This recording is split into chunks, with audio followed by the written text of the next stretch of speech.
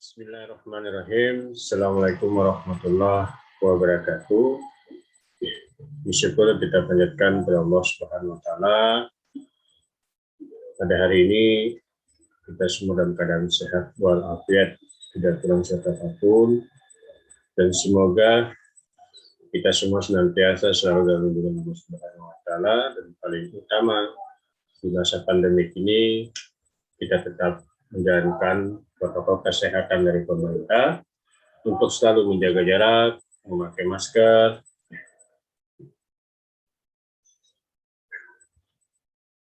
Baik, saya perkenalkan diri. Nama saya Iskandar SOSMA.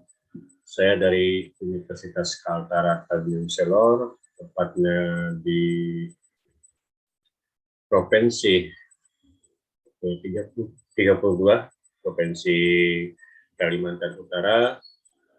Saya berada di Fakultas Ilmu Sosial dan Ilmu Politik, jurusan Ilmu Administrasi Negara. Saya memegang mata kuliah, salah satu di antaranya, dan mata kuliah ini termasuk mata kuliah yang paling lama yang pernah saya ampu.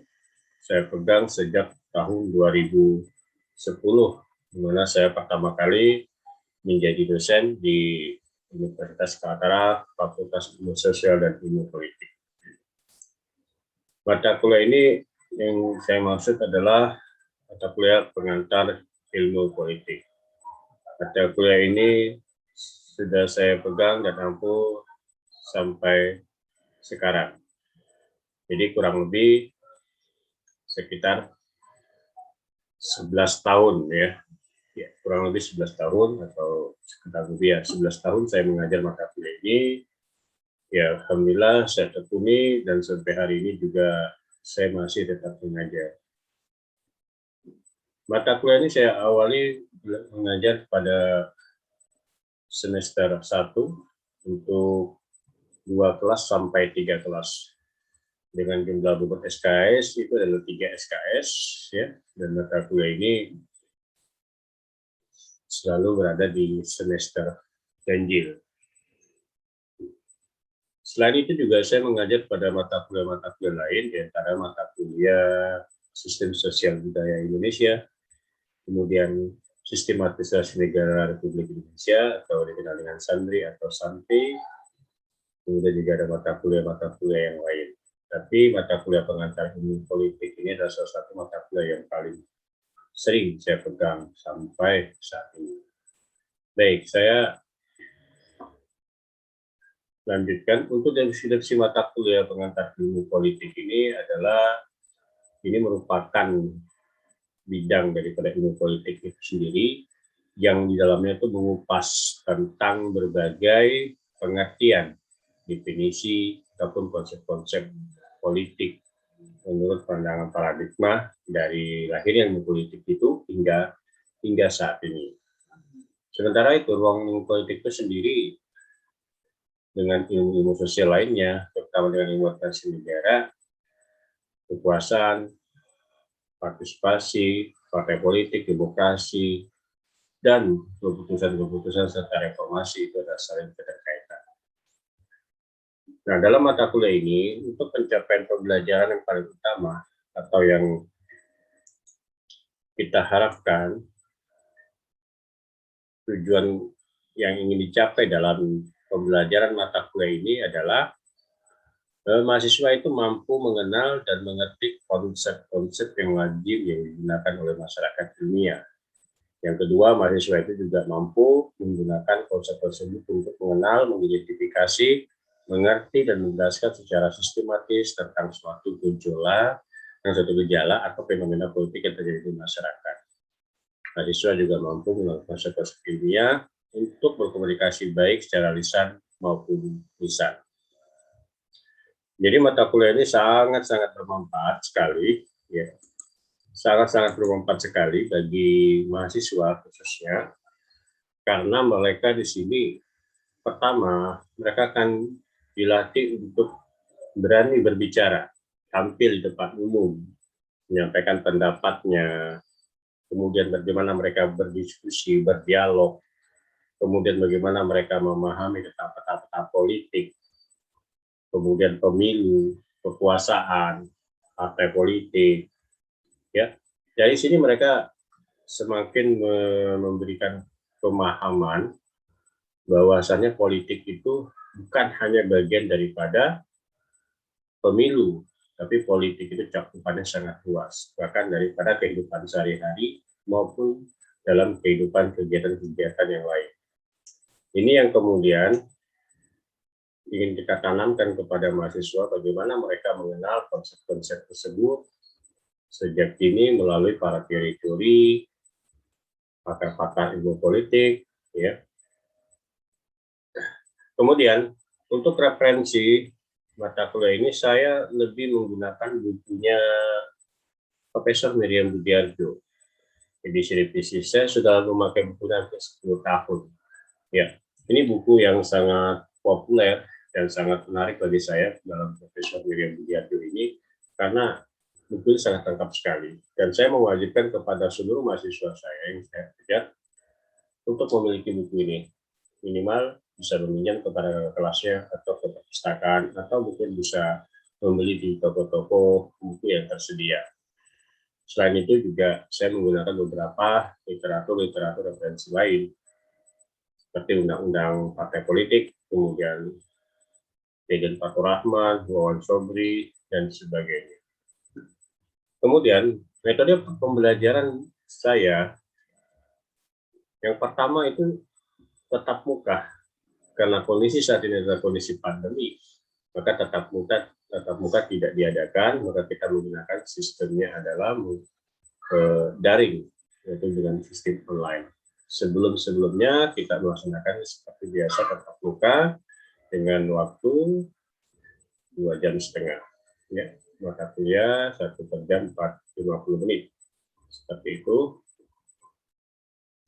Kemudian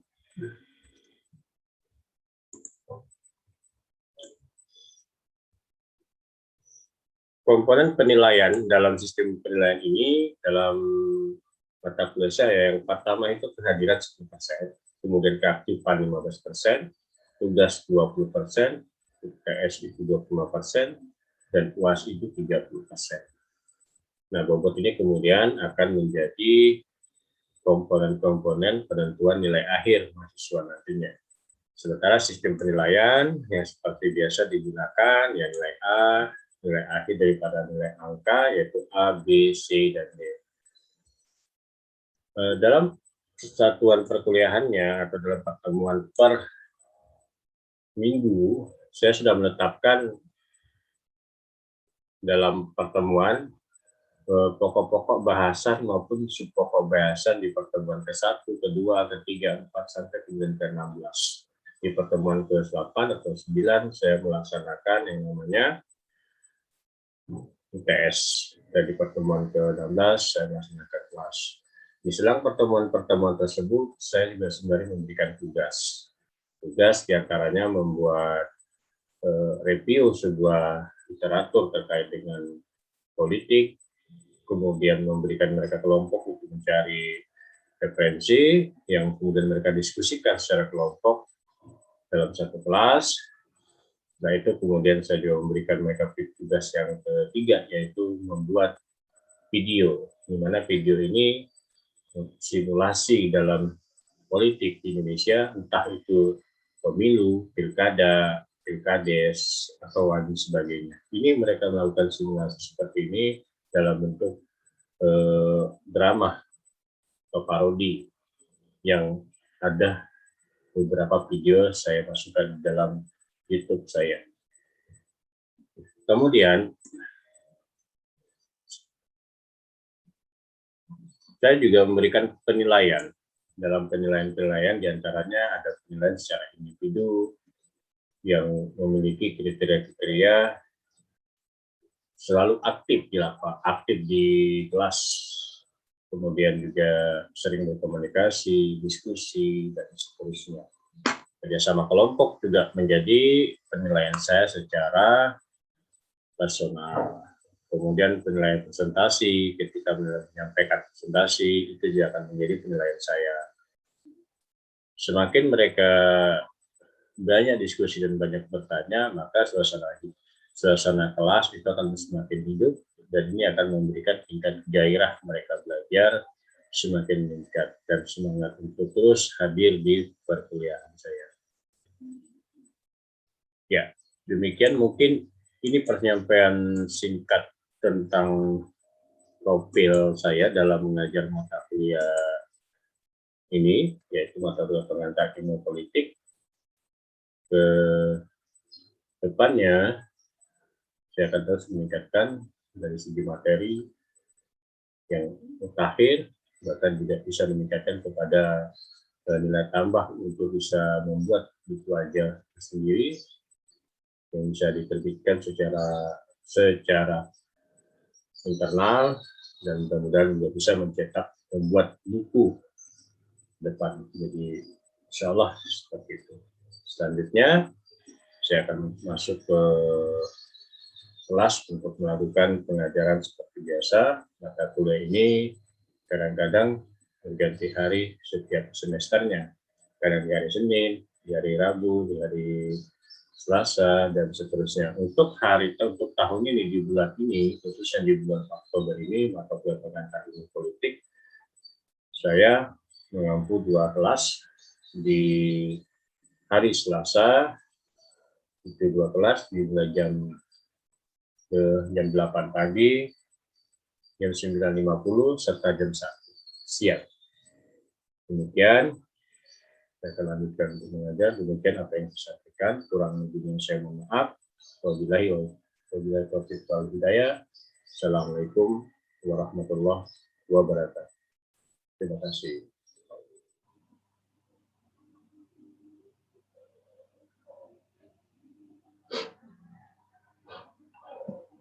Baik, hari ini kita akan membahas terkait materi tentang lembaga legislatif, pengertian jenis dan fungsinya.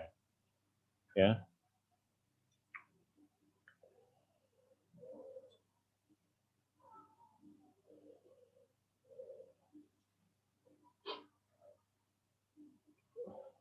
Oke, silakan dibaca dulu, Ari. Pengertian badan legislatif itu apa? Pengertian badan legislatif. Salah satu pengertian badan legislatif diuraikan oleh Profesor Miriam Budiarjo sebagai berikut. Badan legislatif adalah lembaga yang legislatif atau membuat undang-undang. Anggota-anggotanya dianggap mewakili rakyat, maka dari itu badan ini sering dinamakan DPR. Nama lain yang sering dipakai adalah parlemen. DPR dianggap merumuskan kemauan rakyat atau umum dengan jalan menentukan kebijakan umum atau public policy yang mengikat seluruh masyarakat. Undang-undang yang dibuatnya mencerminkan kebijakan-kebijakan itu. Dapat dikatakan bahwa ia mirip badan yang membuat keputusan yang menyangkut kepentingan umum. Budiarjo 1986. Oke, jadi legislatif yang kita pahami sebenarnya itu kalau di Indonesia kita sebut biasanya namanya DPR ya, Dewan Perwakilan Rakyat. Jadi legislatif itu adalah suatu badan yang lebih fokusnya adalah untuk membuat sebuah undang-undang, ya, membuat undang-undang. Anggota-anggotanya ini itu adalah mewakili rakyat. Dalam hal mewakili rakyat itu prosesnya melalui pemilu, ya, melalui pemilu. Dalam hal ini mereka berasal dari partai-partai politik yang mewakili konstituennya di wilayah daerah pemilihannya masing-masing. Jadi kalau kita ketahui legislatif khususnya kita di Indonesia itu adalah DPR, DPRD provinsi, DPRD kabupaten maupun kota. Nah, ini adalah mereka terafiliasi dengan suatu partai yang di dalamnya mereka mewakili atas nama rakyat di daerah pemilihannya, ya. Nah, DPR ini juga salah satu tugas utamanya adalah membuat kebijakan dalam regulasi yaitu undang-undang. Ya. Ini badan legislatif. Kemudian kalau misalkan DPR itu atau DPRD yang kita pahami sekarang itu adalah legislatif, maka kalau untuk Dewan Perwakilan namanya di desa ya, Badan Permusyawaratan Desa itu seperti halnya juga legislatif karena dia di tingkat desa ya. Kalau di tingkat desa itu namanya BPD, Badan Permusyawaratan Desa. Mereka juga sama seperti badan legislatif ya, hanya lingkupnya di pemerintahan terkecil di wilayah pedesaan ya, seperti itu. Kemudian kita akan membicarakan terkait dengan teori-teori perwakilan ya, teori-teori perwakilan. Silakan dibaca Ana. Insyaallah harus dibaca. Ana Dewi Saparian. Ya Pak, teori-teori Suaramu perwakilan. agak besar dikit ya, biar aku mendengarkannya. Teori-teori perwakilan. Yang pertama, terkait dengan pembahasan lembaga legislatif secara teori, maka akan merujuk pada kelembagaan perwakilan politik dalam sebuah sistem politik demokrasi. Yang kedua, hal ini disebabkan konsep perwakilan politik yang ideal ada pada negara yang menganut sistem demokrasi. Beberapa teori perwakilan politik yang dimaksudkan adalah sebagai berikut. Oke, lanjut. Muhammad Isar. Jenis teori Ya, Muhammad Isar. Jenis teori representasi. Poin pertama, teori mandat. Yang pertama, mandat imperatif. Kedua, mandat bebas. Ketiga, mandat representatif. Poin kedua, teori organ. Ketiga, teori sosiologi. Dan keempat, teori hukum objektif. Oke. Jadi kita kelas balik sebentar di bawah ini. Jadi teori-teori perwakilan. Jadi teori-teori perwakilan itu sendiri ya sebenarnya itu memiliki pengertian atau makna yang secara spesifikasi bisa dibeda-bedakan ya. Ada perwakilan itu atas nama konstituennya yang secara umum mereka terikat ya, secara umum mereka terikat baik keputusannya maupun kemudian kebijakan-kebijakan yang dikeluarkan. Ada kemudian teori-teori perwakilan itu yang sepenuhnya mereka tidak terikat oleh konstituennya ya. Tidak terikat. Maksudnya seperti ini. Contoh, kalau misalkan kita dalam pemilu kemarin untuk memilih anggota dewan, ya kita kan kemarin ikut ya pemilu legislatif kan untuk mencoblos partai politik ya, memilih caleg-caleg. Kemarin ikut coblos kan? Ya, kalau semua sudah mengikuti itu, maka kita akan memilih calon. Nah, calon itu yang terpilih, ya, calon yang terpilih itu ada yang secara teori memiliki terikatan secara emosional dengan konstituennya. Ya, misalkan saya caleg, kemudian saya terpilih, maka kemudian saya punya ikatan emosional terhadap daerah pemilihan saya gitu, orang-orang yang memilih saya. Maka ada di sewaktu-waktu kegiatan yang disebut dengan reses ya. Reses itu kembali ke konstituennya untuk membuat sebuah kegiatan atau program ya yang diperuntukkan bagi masyarakat di konstituen tersebut. Nah, itu terikat. Ada yang kemudian teori perwakilan yang tidak terikat. Ketika saya sudah terpilih menjadi DPR atau menjadi anggota dewan atau menjadi anggota perwakilan di parlemen, maka hubungan saya dengan kalian itu sudah tidak ada lagi, kecuali hubungan kalian adalah lembaganya, yaitu Dewan Perwakilan Rakyat, bukan hubungannya dengan saya pribadi. Ya, ada yang seperti itu. Nah, nanti kita akan bahas satu persatu seperti apa model yang ada di dunia, khususnya kita juga melihat ciri-ciri khas yang ada di Indonesia sendiri itu seperti apa. Kita akan lihat di sini untuk Nah, ini ada tiga teori mandat ya, jenis-jenis teori representasi, yaitu yang pertama teori mandat. Mandat itu sendiri dibagi menjadi tiga, mandat imperatif, mandat bebas, dan mandat representatif. Nanti ada teori organ, teori sosiologi, dan teori hukum objektif. Kita bicara yang pertama teori mandat ya. Nah, teori mandat ini adalah seorang wakil dianggap duduk di dalam lembaga perwakilan karena mendapat mandat dari rakyat, sehingga disebut sebagai mandataris. Ya, ini istilah yang pernah kita sebutkan di periode Orde Baru ya. Sebagai periode Orde Baru, istilah dari mandataris. Nah, teori ini dipelopori oleh Rousseau dan diperkuat oleh Pétion. Ya, teori mandat ini kemudian dapat dibagi menjadi tiga kelompok pendapat. Yang pertama mandat imperatif, bebas, dan representatif. Kita akan lihat satu persatu apa itu mandat. Oke, silakan dibaca ini kepada Anita. Pertama mandat imperatif. Silakan dibaca.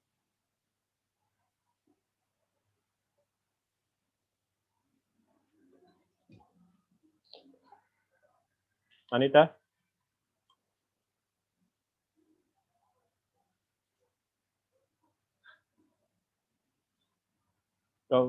Anita dengar?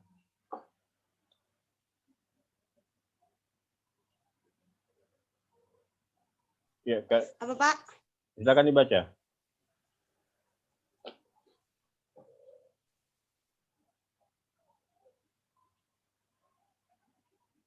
Dan Nisa baca Nisa.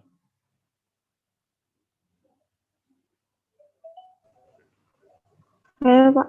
Ya, pada Nisa baca.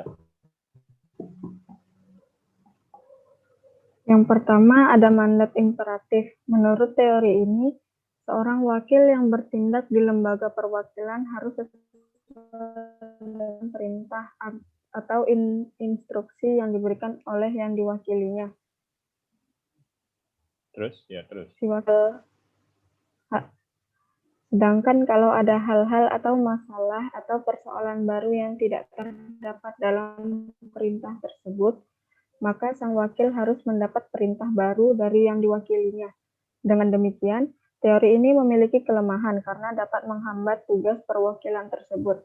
Akibatnya, lahir teori mandat baru yang disebut dengan mandat bebas. Oke, ya.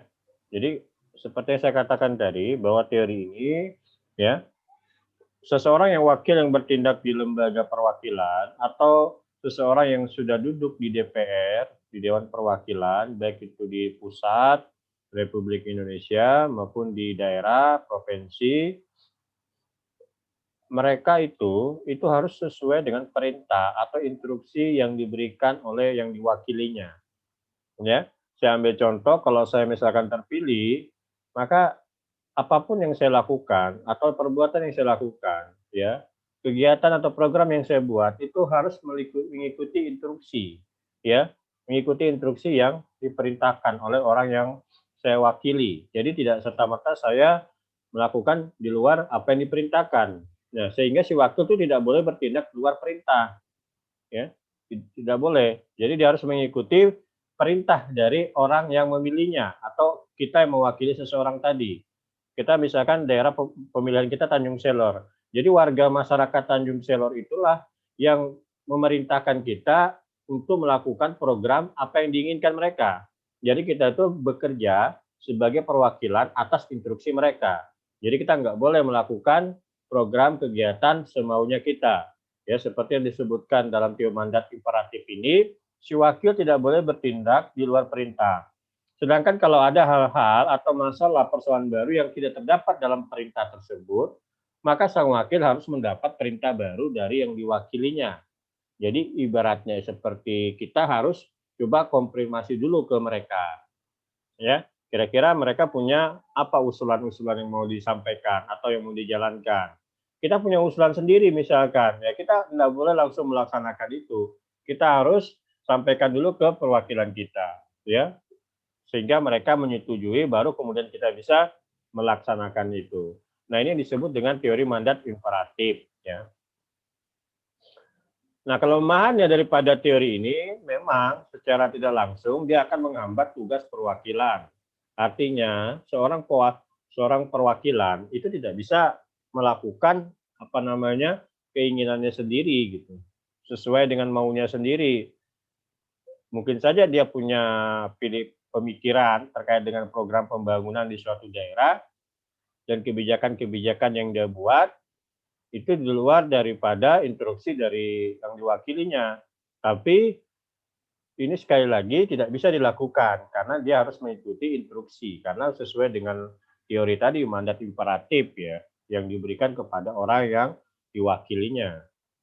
Nah, selanjutnya yang kedua adalah mandat bebas. Oke, mandat bebas silakan dibaca oleh Cynthia.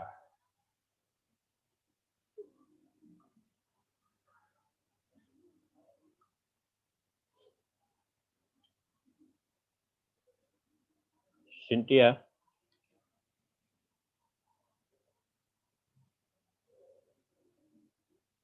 Cynthia dengar? Mungkin jaringannya nggak stabil, Pak. Ya, coba Cynthia bisa dengar? Teori ini. Ya, suaramu. Mandat bebas. Suaramu agak besar. Apa, Pak? Suaranya agak besar. Lagi hujan.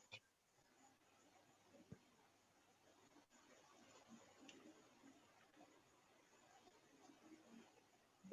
Mandat bebas. Yang pertama, teori ini berpendapat bahwa sang wakil dapat bertindak tanpa tergantung pada perintah atau instruksi dari yang diwakilinya. Yang kedua, menurut teori ini, wakil adalah merupakan orang-orang yang terpercaya dan terpilih, serta memiliki kesadaran hukum dari masyarakat yang diwakilinya, sehingga sang wakil dimungkinkan dapat bertindak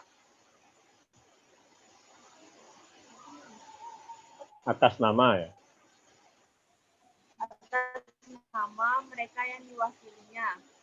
Yang ketiga, ajaran ini dipelopori oleh Abdi Sayed di Prancis dan Blackstone di Inggris. Yang keempat, dalam perkembangan selanjutnya, teori ini berkembang menjadi teori mandat representatif. Oke. Saya tanya kepada Muhammad Rejaldi dengar. Ya, Pak. Apa bedanya tadi teori imperatif dengan teori mandat bebas? Dari secara perbedaan tadi.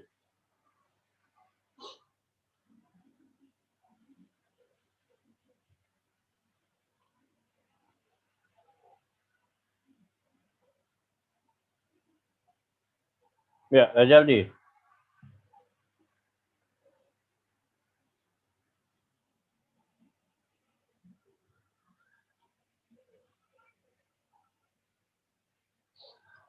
Rejaldi? Kurang tahu, Pak. Muhammad Isar.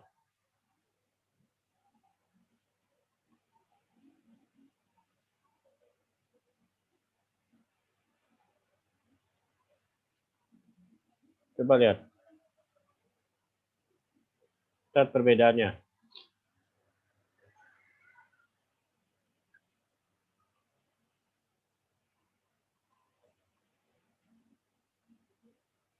Kemudian kita lihat di mandat bebas. Apa perbedaannya, Muhammad Isar? Kalau yang mandat imperatif, Pak, mungkin kalau seorang wakil, Pak, mereka bertindak di lembaga-lembaga sesuai dengan perintah. Iya. Sedangkan kalau yang bebas ini, Pak, bertindak tergantung pada perintah. Tergantung pada perintah. Oke. Ya. Jadi jelas memang dalam teori mandat bebas ini, teori ini berpendapat bahwa sang wakil dapat bertindak tanpa tergantung pada perintah atau instruksi dari yang diwakilinya. Jadi dia bebas, ya. Bisa saja dia melakukan program, kegiatan atau apapun itu tanpa harus menunggu instruksi dari yang diwakilinya. Dia boleh ya boleh. Selama itu memang untuk kepentingan masyarakatnya, konstituen yang diwakilinya, maka dia bebas untuk melakukan apa saja, ya. Nah, menurut teori ini, wakil adalah merupakan orang-orang yang terpercaya dan terpilih serta memiliki kesadaran hukum dari masyarakat yang diwakilinya, sehingga sang wakil dimungkinkan dapat bertindak atas nama mereka yang diwakilinya. Jadi memang dianggap si perwakilan ini adalah orang-orang yang terpercaya, ya, orang-orang yang terpercaya dan terpilih, sehingga dia juga mengetahui dan sadar tentang hukum. Dia tidak akan mungkin melakukan penyimpangan atau melakukan pelanggaran atau melakukan kegiatan program yang di luar daripada konteks pelanggar hukum, ya. Tentu dia akan mengikuti sesuai dengan koridor-koridor dari peraturan perundang-undangan dan kepentingan masyarakat.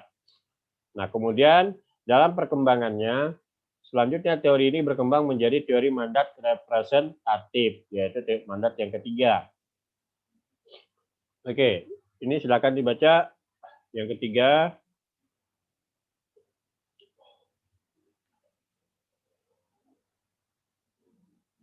Yopi. Ya.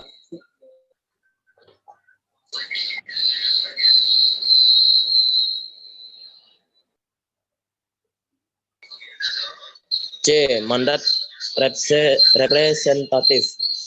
Teori ini mengatakan bahwa sang wakil dianggap bergabung dalam lembaga perwakilan, di mana yang diwakili memilih dan memberikan mandat pada lembaga perwakilan, sehingga sang wakil sebagai individu tidak ada hubungan lagi dengan pemilihnya, apalagi untuk minta pertanggungjawaban. Yang bertanggung jawab justru adalah lembaga perwakilan kepada rakyat pemilihnya.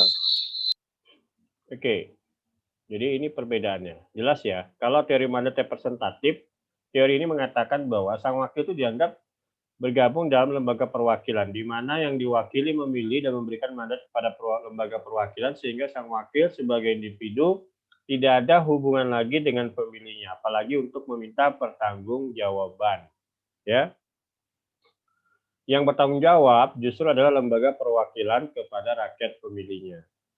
Ya, jadi dalam konteks yang ketiga mandat representatif ini, seperti yang saya katakan tadi, tidak memiliki hubungan apa-apa lagi ketika sudah terpilih. Maka secara keseluruhan atau secara komprehensif yang bertanggung jawab itu adalah lembaga perwakilannya, bukan atas nama yang diwakilinya, ya. Bukan atas nama si A yang kita pilih, kemudian si A itu harus bertanggung jawab kepada konstituennya atau pemilihnya atau kita yang memilih mereka.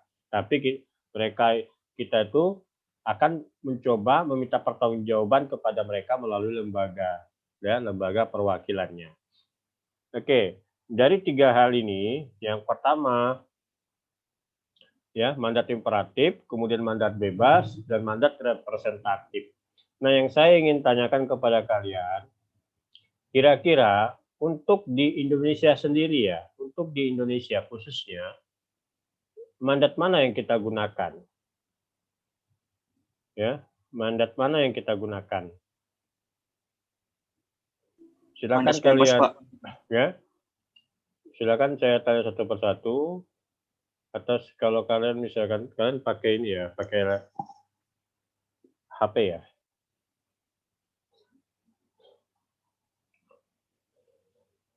Oke, saya tanya satu persatu, siapkan jawabannya.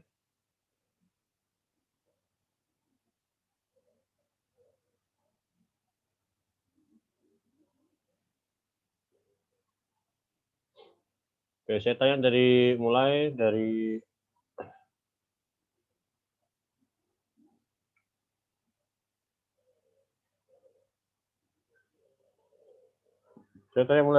Ana.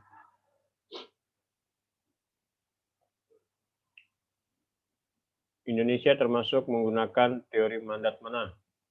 Apakah dia imperatif, bebas, atau representatif? Berikan alasannya.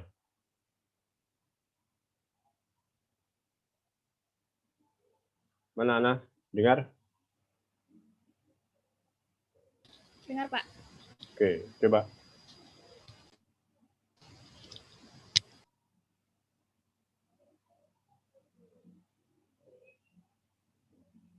Yang mana? Apakah yang ini?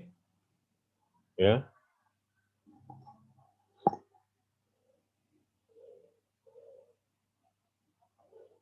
Ataukah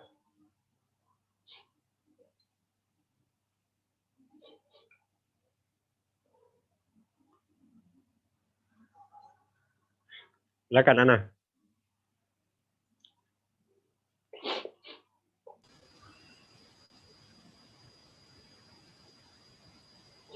Ataukah bebas, ataukah representatif?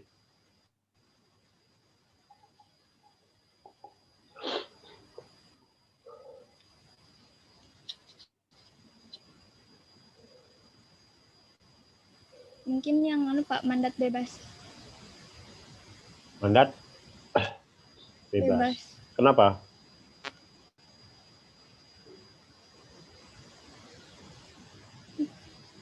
Coba, Karena alasannya kenapa? Kenapa?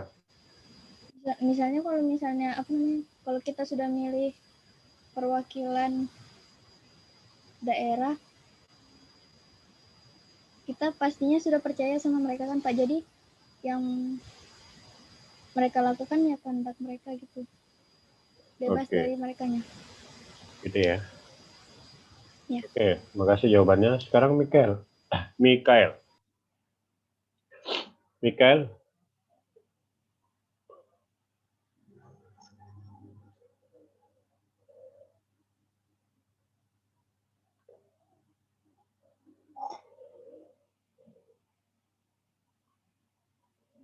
Mikael mana?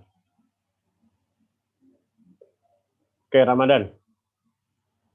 Muhammad Ramadan. Mandat bebas, Pak. Oke, kenapa bebas? Karena sesuai yang diperintah, Pak. Kita harus bertindak apa yang diperintah, Pak. Karena kita mempercayai wakil, Pak. Kan sekian kita kan memilih wakil tersebut. Jadi kita tuh harus bertindak sesuai perintah, Pak. Sesuai perintah. Oke. Terima kasih jawabannya. Selanjutnya Yapri.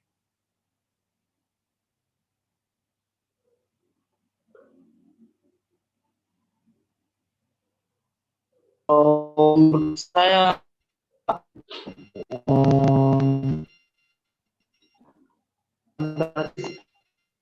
Apa? dengan instruksi. Mandat mana? Menurut saya imperatif. Imperatif. Kenapa demikian? Mandat imperatif. Karena sesuai dengan apa ya menuntun Pak. Contohnya begini Pak, contohnya yang mengenai ini Pak, yang pencabutan baliho ini Pak. Iya. Kenapa? Kan kita lihat bahwa Pangdam Jaya ini memerintah wakil-wakilnya untuk mencabut, berarti mereka menjalankan tugas itu sesuai dengan mandat dan instruksinya Pak. Oh gitu ya. Terima kasih Pak. Oke, terima kasih. Ya, Pak.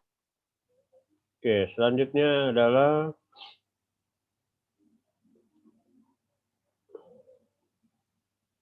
Darmansyah. Hadir Pak, saya Pak. Ya, mana fotonya? Mana nih wajahnya? Deborah, Jen Stepli, Jumadi. Pak, Dian Cemera. Pendapatmu gimana? Apa? Kecilnya siapa? Loh? Pendapatmu gimana? Saya Pak memilih mandat imperatif Pak. Kenapa imperatif? Karena sudah dijelaskan bahwa di sini Pak bertindak di lembaga perwakilan harus sesuai dengan perintah atau instruksi yang diberikan oleh yang diwakilinya Pak. Oke, terus? Nah, si wakil tidak boleh bertindak di luar perintah. Sedangkan kalau ada hal, dua atau masa persoalan baru tidak terdapat dalam perintah tersebut, maka sang wakil harus mendapat perintah baru dari diwakilinya Pak. Itu saja Pak. Oke, terima kasih jawabannya. Lanjut, Pak.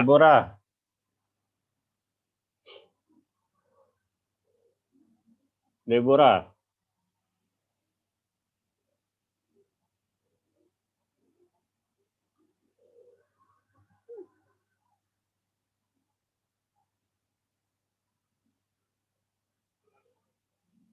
Oke, Deborah. Ya.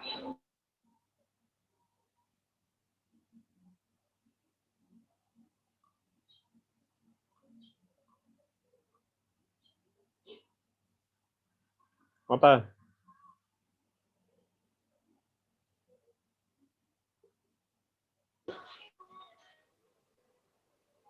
Deborah?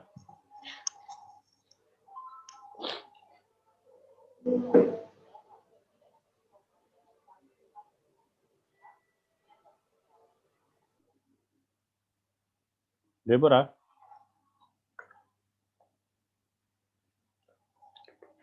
Oke, jaringannya coba Jumadi. Jumadi.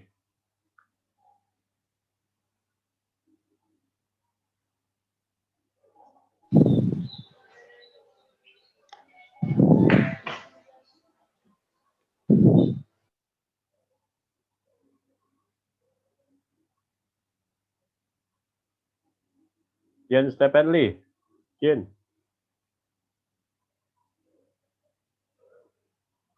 Jen, dengar Jen.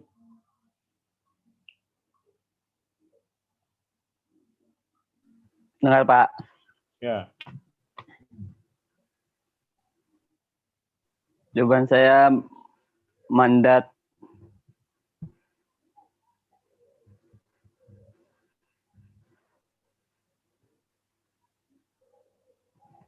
C Pak, mandat representatif. Ya, kenapa representatif? Karena wewenang yang diberikan oleh daerah pemilihan kepada individu di partai atau lembaga untuk bertindak sebagai perwakilan mereka. Karena di sini dikatakan di mana yang diwakili memilih dan memberikan mandat pada lembaga perwakilan, sehingga sang wakil sebagai individu tidak ada hubungan lagi dengan pemilihannya. Begitu, Pak. Oke, terima kasih jawabannya. Selanjutnya adalah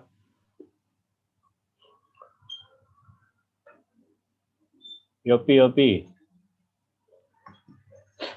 Ya, Pak. Ya.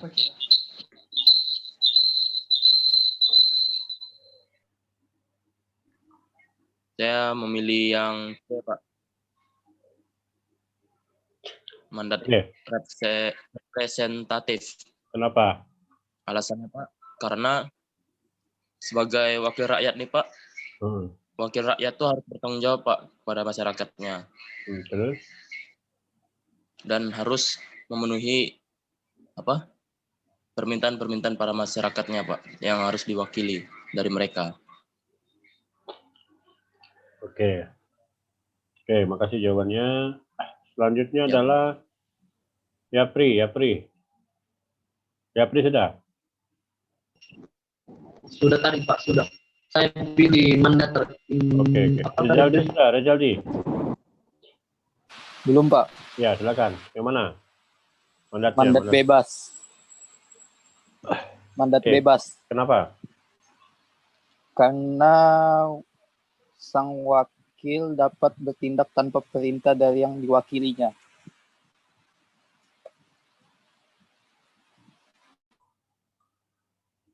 Terus? Itu aja? Ya, Pak. Oke, terima kasih jawabannya. Selanjutnya adalah Aristiawan. Saya mandat imperatif, Pak. Imperatif. Kenapa?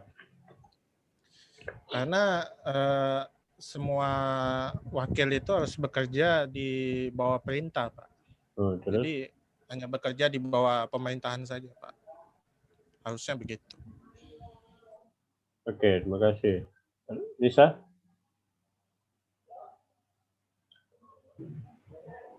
Kalau saya yang mandat yang terakhir tadi itu, Pak. Apa itu?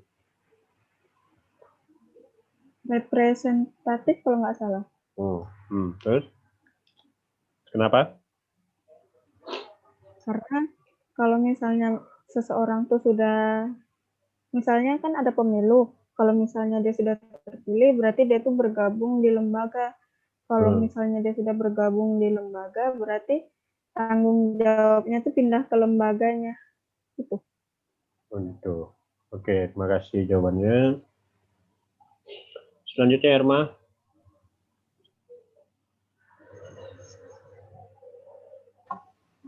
Kalau saya Pak, ini juga mandat representatif karena katanya mandat sang wakil itu kan harus bergabung dalam sebuah perwakilan parlemen. Nah, itu kan kalau habis pemilu biasanya kan bergabung, terus rakyat memberikan mandat kepada lembaga perwakilan sehingga wakil sebagai individu tidak ada lagi hubungan dengan pemilihnya karena dia sudah bergabung dengan parlemen.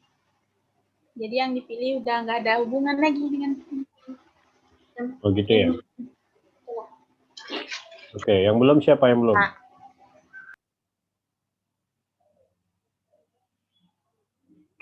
Ya, Muhammad Isar.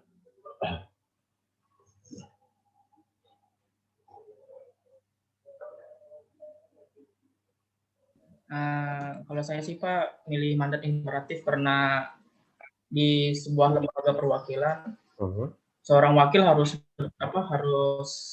sesuai dengan perintah Pak atau instruksi. Mereka tidak boleh bertindak sendiri atau di luar perintah. Begitu ya. Oke, terima kasih. Yang belum siapa lagi?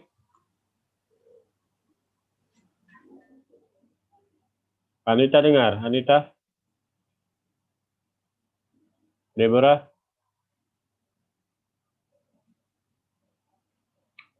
Alima dengar?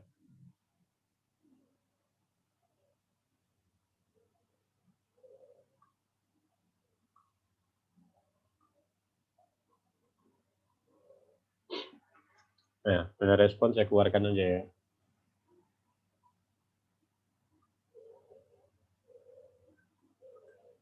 Oke, jadi gini. Kalau kita melihat kondisi real saat ini, saya tanya, kemarin Ano ikut nyoblos enggak?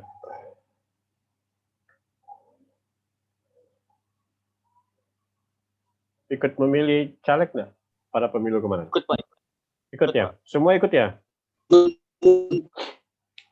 Hari ini saya ikut enggak? Bisa ikut. Ikut nyoblos. Oke, kalian kenal enggak yang kalian coblos atau kalian pilih caleg tersebut? Dari mulai DPR RI, DPRD provinsi, kabupaten, kota, ya. Kenal enggak? Nggak kenal kan? Ada mungkin yang kenal mungkin di daerah, tapi secara umum kalian nggak kenal, ya kan? Nah kemudian mereka terpilih. Kalian tahu nggak bahwa yang caleg yang kalian pilih kemarin itu memang terpilih gitu? Ada yang tahu? Ada nggak? Tidak tahu, Tidak. Pak. Ada yang tahu? Jawab aja, jawab. Oke, nggak tahu. Ada yang tahu, ada yang tidak tahu. Nah sekarang mungkin mereka terpilih. Anggaplah mereka terpilih. Terus ada nggak tanggung jawab kita kepada mereka atau mereka punya tanggung jawab kepada kita sebagai pemilihnya? Nggak ada. Kalaupun mereka pada saat kampanye kemarin membuat janji-janji kepada masyarakatnya, kepada pemilihnya, itu hanya semata-mata bagian daripada untuk kampanye mereka sebagai tips aja gitu ya. Atau nanti ketika mereka terpilih, yang duduk mereka di dewan, kan kita secara pribadi tidak bisa mengontrol mereka, bahkan mengontrol janji mereka kepada konstituennya. Sampai hari ini kita nggak tahu mereka di mana gitu, ngapain aja, nggak tahu ke kantor apa enggak, atau berkunjung ke kita mungkin bisa setahun sekali atau sebulan mungkin nggak pernah ada gitu. Dan ketika program-program yang mereka laksanakan itu juga sebagian kecil memang program dari pemerintah yang memang diusulkan oleh pemerintah kepada DPR atau DPRD yang kemudian dilaksanakan. Atau usulan itu memang sebagian dari anggota DPR atau DPRD yang diteruskan ke pemerintah untuk dilaksanakan. Tapi ketika itu ada penyimpangan terkait dengan program atau janji-janji mereka yang tidak dipenuhi, misalkan Mereka janji untuk membangunkan jalan, jembatan di tempat kita. Ternyata sampai hari ini, sampai 4 tahun, 5 tahun mereka sudah terpilih, tidak ada pembangunan. Kemudian kita mau nuntut mereka, tidak bisa. Artinya, dalam konteks tersebut, secara teori, mandat yang dipakai dalam Republik Indonesia ini adalah mandat representatif. Ya, jadi mandat representatif. Kenapa dia representatif? Karena memang ketika mereka terpilih, mereka tidak ada punya hubungan lagi secara hukum gitu, ya. Tidak punya hubungan secara hukum kepada kita, dan ketika kita ingin menuntut, kita akan menuntutnya kepada Dewan Perwakilan Rakyat, ke institusinya, ke lembaganya. Makanya ketika demo, kan tidak pernah kita demo itu kepada salah satu orang atau individu para calon itu. Tapi kita biasa demonya ke parlemennya, ke institusinya, terkait dengan kebijakan, apa segala macam. Terus bagaimana dengan janji-janji mereka kemarin? Mau buat jalan, membantu bikin jalanan, ya, maksudnya bikin jalan yang baru, atau pengaspalan, atau semenisasi, atau apa sajalah yang mereka janjikan pada saat kampanye kemarin, ternyata tidak dipenuhinya. Kita tidak bisa menuntut itu, ya. Kita hanya bisa menyuarakan itu melalui perwakilannya, lembaga perwakilannya. Kita bisa melalui itu, ya.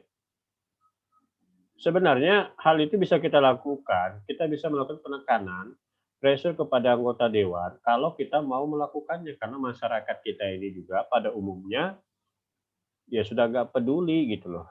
Kadang-kadang nggak berpikir untuk bagaimana supaya anggota parlemen kita yang terpilih ini bisa bekerja dengan baik atau kita kontrol. Nah, kontrolnya dari masyarakat juga kurang sampai hari ini, ya. Kita nggak tahu mereka sekarang di mana, apakah mereka bekerja atau enggak. Kita nggak tahu. Karena ketika kebijakan yang dikeluarkan itu kebijakan institusi lembaga, DPR, DPRD, bukan individu. Kalaupun dia bangun jalan, itu dewan, bukan perorangan. Ya. Jadi seperti itu. Ini secara teori memang kita menggunakan mandat representatif, ya. Mandat representatif. Dan kalau pemikiran saya pribadi, ya, untuk parlemen kita ini sebenarnya terlalu besar, ya, terlalu besar sekali gitu. Jumlah anggota DPR di pusat saja mungkin kurang lebih 500 sampai 600 orang. Kalian bayangkan saja, 500-an lebih ya anggota DPR, Dewan Perwakilan Rakyat, ditambah Dewan Perwakilan Daerah. Se-Indonesia 34 provinsi. Pertanyaannya, gaji mereka berapa satu orang per bulannya? Kita ambil perbandingan saja, misalkan gaji dan tunjangan serta lain-lainnya, anggota DPRD kabupaten maupun provinsi itu sekitar sampai 13-15 jutaan. Bagaimana dengan mereka yang di provinsi? Dengan mereka yang di DPR RI Jakarta, fasilitas mobil, tempat tinggal, hotel, belum lagi mereka melakukan namanya dinas luar. Ya. Udah, makanya kalau dipikir ya, efektif apa enggak kerjanya, kita lihat hasilnya seperti apa, output yang dikeluarkannya sampai hari ini apa. Jadi kalaupun kalian misalkan mau ingin jadi anggota dewan, mau jadi anggota perwakilan, ya mulai sekarang memang harus punya afiliasi dengan partai politik, bergabung dengan partai politik, karena sarana untuk mencapai menjadi anggota parlemen atau mendapat kekuasaan itu ya harus terlibat di dalam partai politik, tergabung di dalamnya. Karena itu syarat ya, sebagai negara demokrasi kita memiliki ya instrumennya untuk bisa masuk di lembaga kekuasaan. Nah, kalau kalian mau jadi anggota DPR, yang pertama ya perbaiki niatnya, bekerja dengan baik ya. Karena sekali lagi saya katakan, di dalam sebuah parlemen DPR seperti itu setiap keputusan kebijakan yang dilakukan oleh mereka itu adalah keputusan kebijakan bersifat kolegial, bukan individu. Ya, bukan individu.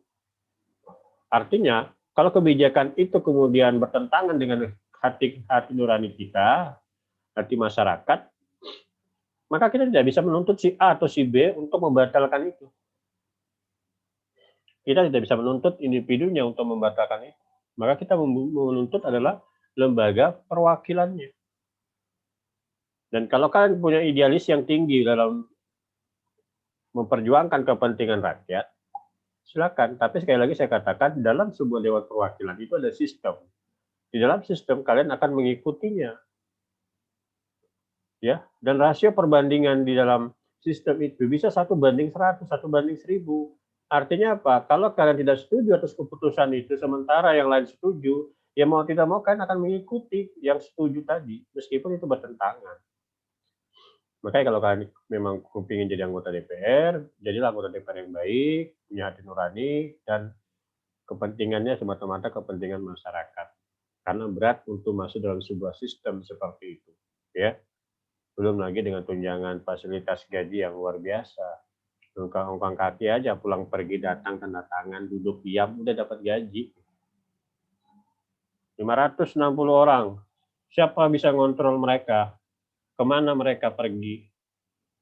Sudah banyak opini-opini yang dikeluarkan masyarakat, statement yang dikeluarkan masyarakat, bahkan juga parodi-parodi yang dibuat oleh masyarakat terkait kinerja anggota DPR, Dewan.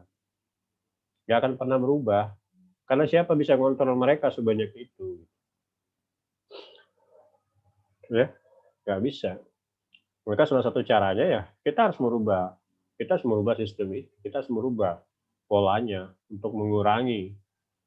Memang tetap sistem demokrasi, tapi kita harus kurangi dengan kuantitas sebanyak itu tidak akan efektif.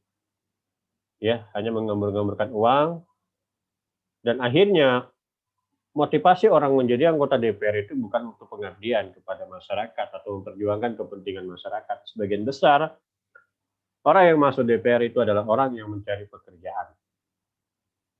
Ya, mencari pekerjaan. Dia kumpulkan modal, dia maju terpilih, dan setelah terpilih, bagaimana itu modal akan kembali. Ya, itu real. Belum lagi dinas-dinas luar yang mereka lakukan setiap bulan, setiap tahun. Kerjanya cuma dinas luar, DL terus. Karena mereka nggak punya batasan anggaran untuk dinas luar. Kapan saja mereka bisa lakukan. Entah itu memang benar program, atau hanya sebagai bentuk akalan-akalan saja. Ya. Mungkin seperti itu. Baik, saya silakan kasih sesi tanya-jawab. Ada waktu, kalau ada yang mau bertanya silakan, saya kasih waktu sekitar setengah jam.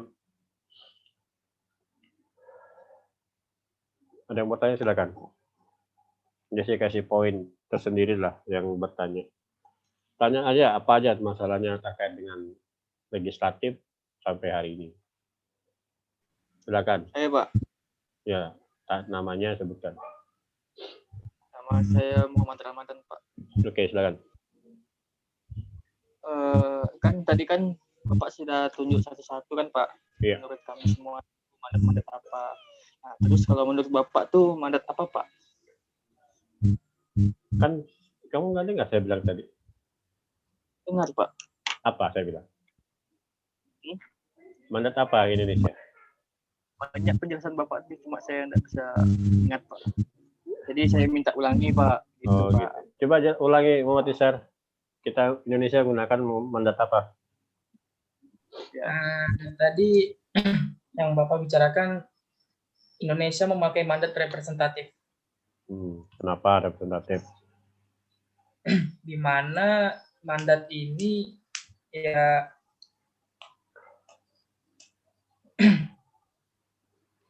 kalau sudah apa ya namanya? Secara teori dibacakan aja teorinya kan. Oh iya, teori ini mengatakan bahwa sang wakil dianggap bergabung dalam lembaga perwakilan, di mana yang diwakili memilih dan memberikan mandat pada lembaga perwakilan, sehingga sang wakil sebagai individu tidak ada hubungan lagi dengan pemilihannya, apalagi untuk minta pertanggungjawaban. Terus yang bertanggung jawab justru adalah lembaga perwakilan kepada rakyat pemilihnya. Oke, gitu Ramadan. Kita ambil contoh aja. Kemarin milih caleg enggak gitu. Kenal enggak dengan calegnya? Enggak kenal. Tahu terus terpilih enggak? Kamu tahu enggak dia terpilih hari ini? Suaranya dia dibuka aja, mic-nya dibuka aja. Tidak, Pak. Udah tahu kan? Dia ada buat janji enggak kampanye gitu, mau ini, mau itu, kasih ini, kasih itu gitu. Ada enggak selama kampanyenya caleg-caleg itu? Ada? Tidak tahu saya, Pak, yang itu, Pak. Yang saya lihat itu kampanyenya Pak Presiden, Pak. Ya, itu presiden. Ini kalau kita bicara itu eksekutif. Yang kita bicarakan ini adalah legislatif. Ya, legislatif. Jadi secara umum ya kita Indonesia lebih menggunakan pendekatannya kepada mandat representatif. Kita tidak menggunakan mandat imperatif maupun mandat bebas. Ya, kalau mandat bebas itu terikatannya secara emosional. Mandat imperatif apalagi karena dia berdasarkan instruksi. Ya, kalau mandat imperatif sendiri atau mandat bebas ya, kita nggak pernah menerima instruksi atau menyampaikan instruksi gitu, atau mereka menunggu instruksi kita, nggak ada. Tapi kalau mandat representatif jelas mereka ketika terpilih dilantik di anggota dewan, ya udah mereka bekerja sesuai dengan program. Ada program mereka yang bisa dimasukkan ke program DPR, bisa program-program pada saat mereka kampanye, tapi tidak semua bisa dimasukkan karena ada namanya skala prioritas sesuai dengan rencana pembangunan suatu daerah, dan itu dimasukkan lagi di dalam Bapeda, Badan Perencanaan Pembangunan Daerah. Apakah memang sesuai atau tidak? Ya, meskipun memang ada seperti semenisasi atau aspal, ya itu pun juga larinya ke mana? Ke birokrat, ke eksekutif. Eksekusinya siapa ya? Eksekutif sebagai pelaksana, bukan DPR. Ya, DPR itu hanya tugas utamanya ada 3, sebagai badan legislasi, pembuat undang-undang, sebagai badan kontrol, sebagai badan pengawasan, dan sebagai budgeting. Yaitu apa? Mengesahkan keuangan APBD atau kekuasaan di bidang anggaran. Ya, jadi mengesahkan anggaran itu adalah DPR, DPRD. Pemerintah eksekutif tidak akan bisa bekerja kalau anggaran itu tidak disahkan oleh DPRD atau DPR. APBN itu disahkan oleh DPR, APBD disahkan oleh DPRD. Jadi kalau di sini ada permainan antara dua lembaga, maka kemungkinan besar akan terjadi korupsi, nepotisme itu akan terjadi. Ya. Karena yang punya kuasa anggaran itu DPRD, DPR yang punya kuasa anggaran. Ya, jadi seperti itulah kondisi real kita di Indonesia. Oke, ada yang lain mau tanyakan, silakan. Saya, Pak. Ya, Erma. Saya mau tanya, di mandat imperatif itu digunakan di mana, Pak? Maksudnya adakah sebuah daerah atau negara yang menggunakan mandat imperatif atau mandat bebas juga? Negara atau daerahnya gitu? Ya, ada. Sebagian besar di negara-negara yang bersifat federasi, ya, federasi atau negara federal, negara bagian. Atau negara bagian, jadi negara di dalam negara. Contoh negara serikat itu seperti misalkan Malaysia. Malaysia itu kan negara-negara bagian. Jadi setiap negara-negara daerah-daerah mereka itu dipimpin oleh seorang, bisa seorang sultan, ya. Dan setiap pemerintahan di daerah-daerah tersebut berbeda-beda pemimpinnya. Dan itu serikat. Nah, di masing-masing mereka juga punya anggota parlemen. Nah, mereka punya keterikatan kuat secara emosional kepada konstituennya, kepada pemilihnya. Itu ada, ya. Negara-negara bagian, biasanya itu negara-negara yang menggunakan sistem pemerintahannya parlementer. Ya, seperti misalkan Malaysia, kemudian juga ada negara bisa Inggris, ya, Amerika Serikat, itu bisa, ya, itu negara-negara bagian, negara-negara serikat. Kalau kita kan tidak, kita negara bentuknya negara kesatuan republik, jadi negara kesatuan. Republik belum tentu kesatuan, ya, seperti itu. Gitu, Erma. Ada lagi, Erma? Ya, terima kasih, Pak. Ya, Bu. Yang lain ada?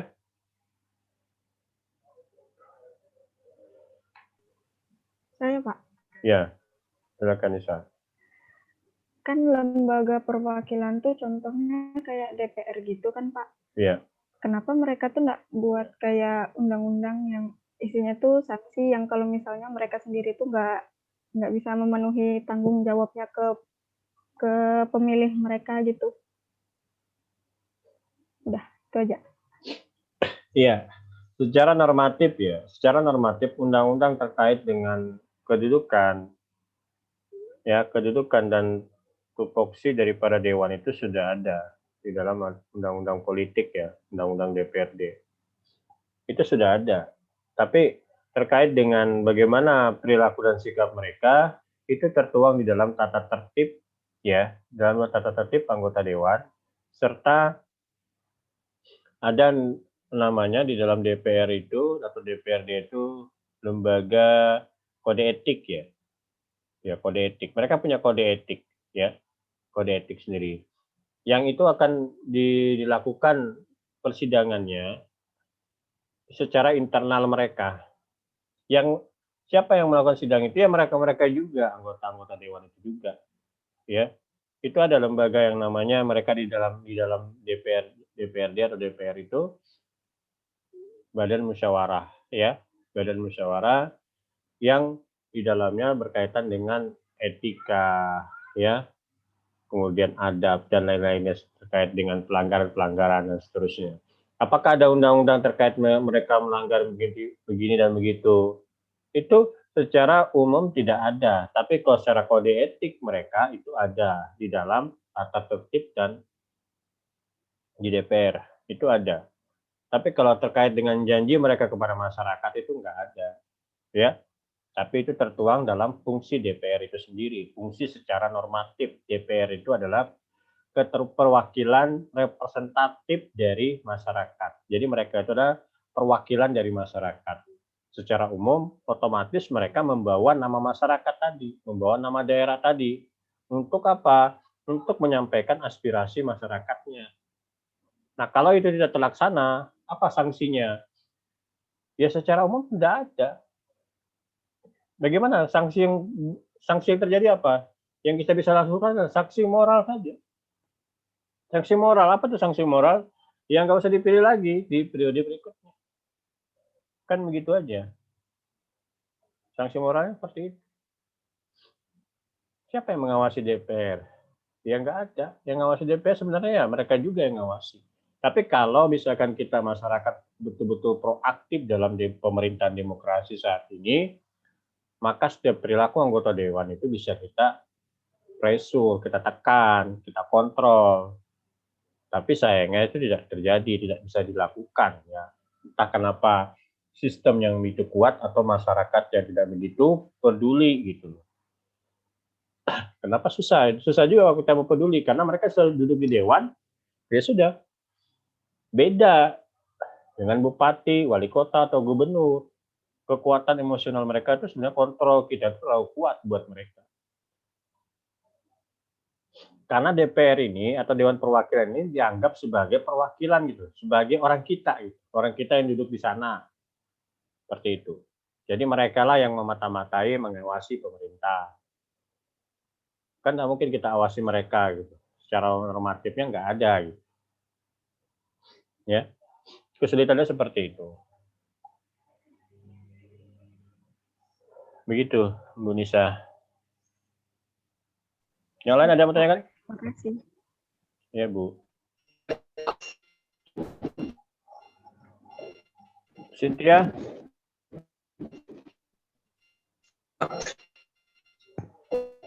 Oke, kalau nggak ada, saya pikir kesimpulannya saya selesaikan sampai ke mandat yang terakhir ya. Ya, di sini. Jadi tolong diingat, untuk teori mandat itu ada 3, mandat imperatif, mandat bebas, mandat representatif. Ini bisa dicatat atau bisa difoto silakan untuk bisa memahaminya. Kemudian juga untuk teori-teorinya bisa dipahami ya. Ini bisa dicatat teori mandat, kemudian nantilah saya share di link ini ya. Saya share di Isyakat, nanti kalian bisa buka, nanti saya share. Tatib. Kemudian ada teori organ, ya, ini teori organ.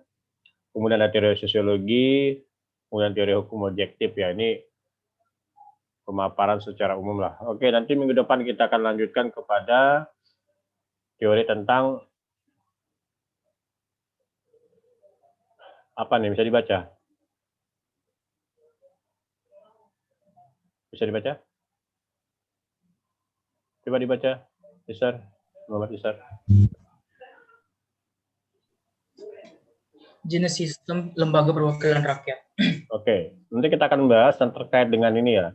Ini sistem lembaga perwakilan rakyat yang dikenal dengan bikameral, ya, sistem 2 kamar, 1 kamar, 3 kamar. Maksudnya itu apa? Nanti kita akan jelaskan kenapa ada sistem seperti bikameral, sistem, ya, dan seterusnya. Nanti kita akan bahas di pembahasan di minggu depan, insya Allah.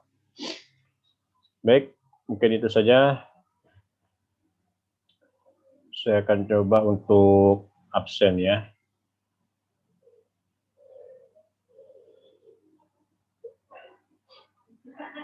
Oke, jadi sebelum saya absensi, saya cuma mengingatkan kembali kepada seluruh mahasiswa untuk senantiasa menjaga protokol kesehatan pemerintah ya, mengikuti instruksi dari pemerintah, karena sampai hari ini ya luar biasa untuk peningkatan penyebaran virus corona, dan hati-hati senantiasa menjaga untuk kebersihan, cuci tangan, pakai masker, dan menjaga jarak. Saya akan untuk absensi dulu.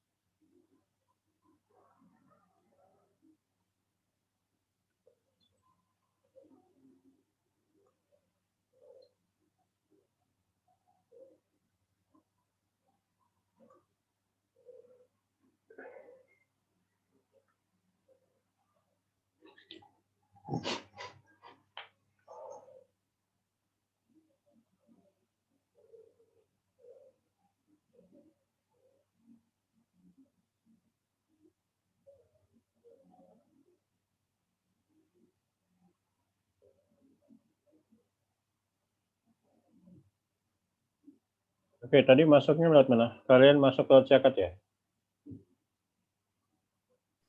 Lewat Syakat. Ya Pak, Syakat.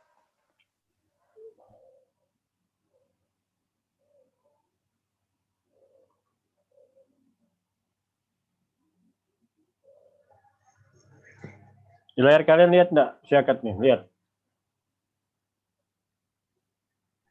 Lihat Pak. Lihat, Kak.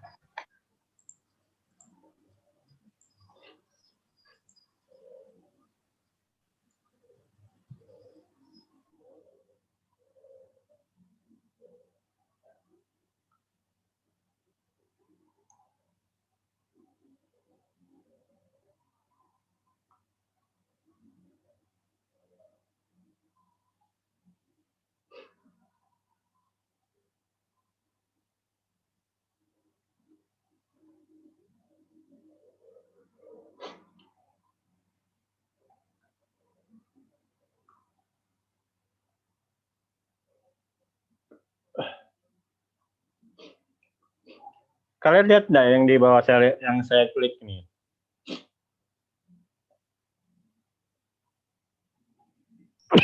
Lihat enggak?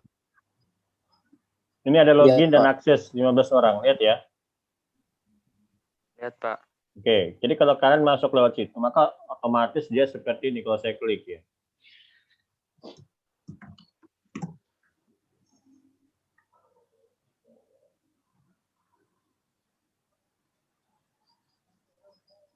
Oke, seperti ini. Lihat. Nah, ini karena ada yang ini yang lama masuk ya. Ini di uji nanti nggak ada. Ini kelihatan tanggalnya, jam masuknya tadi seperti ini. Ini Putri Hernanda ini tidak ada. Nah, Cynthia tadi masuknya ke mana? Izin, Pak. Ya? Kenapa dia? Link, Pak. Lewat WA. WA siapa?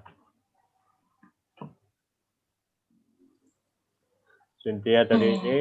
Oke. Jumadi.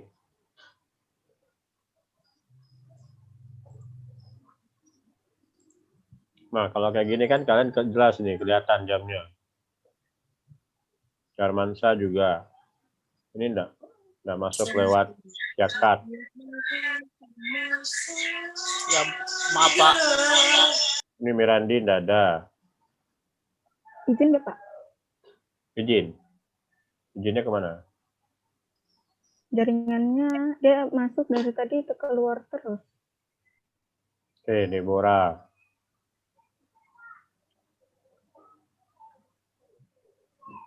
Ini Eka kemana Eka? Nah, ini jaringannya sama juga kayak Mirandi tadi. Oh gitu. Oke, seperti ini ya. Ini A5, tadi ini enggak masuk ini. Ya. Dwi izin, Pak. Dwi izin. Saya cuma ingatkan kepada kalian, tolong ya, untuk membedakan antara aktivitas kalian dengan aktivitas perkuliahan. Saya hanya bisa toleransi kalaupun kalian mau izin, silakan, saya tidak larang. Cuma jangan setiap perkuliahan kalian izin, hanya tugas kalian gitu loh. Ya. Pak, ada ini, mau tugas ini, mau ke sini, mau ke situ. Kalian izin gitu loh. Jadi jangan menyepelekan gitu. Ya. Kalau kalian misalkan udah lulus satu mata kuliah, maka ngulangnya setahun. Saya kasih tahu kalian, kalau udah lulus mata kuliah misalkan semester ini, maka semester tahun depan kalian akan mengulangi. Karena semester ganjil, semester genap itu berbeda. Nanti di semester depan, semester genap, semester 2 itu nggak ada lagi mata kuliah ini. Nanti di semester tahun depannya, kalian semester 3, ada kalian semester 1, baru ngulangnya di situ. Kalian bisa berteman dengan mereka. Anak yang baru gitu. Nanti kalian di semester 3, kalian bisa masuk ke semester 5, semester 7 bisa sampai ke atas. Kalau kalian misalkan nanti semester 2 nih, naik semester 3, kalian mau ngambil semester 5, semester 7, boleh gitu. Yang penting SKS kalian 24. Makanya syarat untuk mendapatkan SKS 24 itu kalian harus mendapatkan IP 3,00. Indeks prestasi 3,00 agar kalian bisa mendapat 24 SKS. Karena setiap semester jatah mata kuliah itu beda-beda, ada yang 16 SKS, 12 SKS. Kalau kalian dapat IP 3,00, jatah kalian 24 SKS, di semester itu isinya cuma 12 SKS, maka kalian bisa genapkan menjadi 24. Kalian caranya gimana? Ngambil mata kuliah ke atas. Nah, begitu kalian masuk di semester berikutnya, mata kuliah itu udah berkurang, gitu loh. Maka cepatlah selesai kuliahnya. Ya. Nanti banyak-banyak bertanya dengan dosen walinya terkait dengan bagaimana cara mengambil mata kuliah dan seterusnya. Seperti itu.